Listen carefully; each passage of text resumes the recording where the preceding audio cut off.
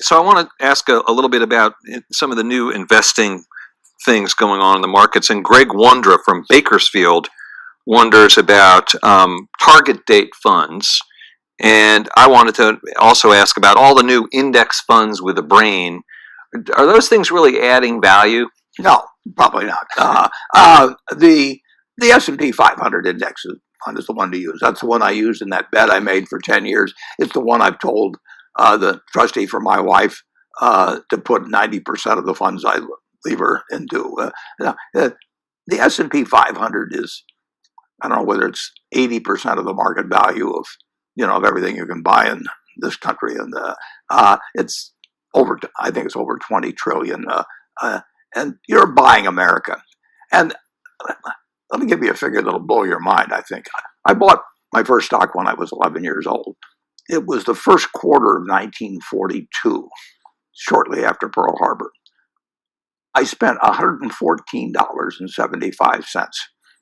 Three shares, $114.75. If I put that 114 into the S&P 500 at that time and reinvested the dividends, think of a figure as to what it would be worth today. Oh man! Well, it's okay. But I just want your audience to think for a second. Okay. The answer is about $400,000.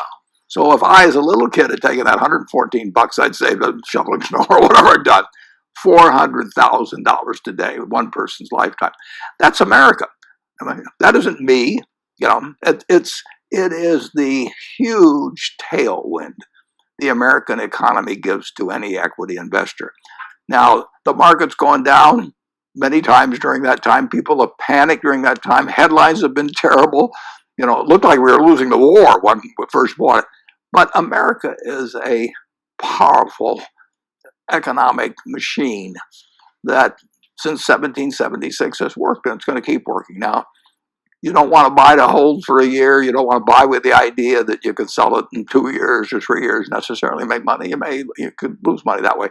But if you buy it for 10, 20, just keep buying the S&P 500 index and forget about all the other nonsense that's being sold to you, because I'll guarantee you one thing about the stuff being sold to you: it will carry bigger fees than what I'm talking about. Yes. Yeah. And there's no reason to think that we don't know if it's 400,000, but that same sort of process or returns won't happen starting right now. The S&P 500 companies have earned well over 10% on equity, often 15% annually for years and years and years and years. They've done it with Democratic administrations, with Republican administrations.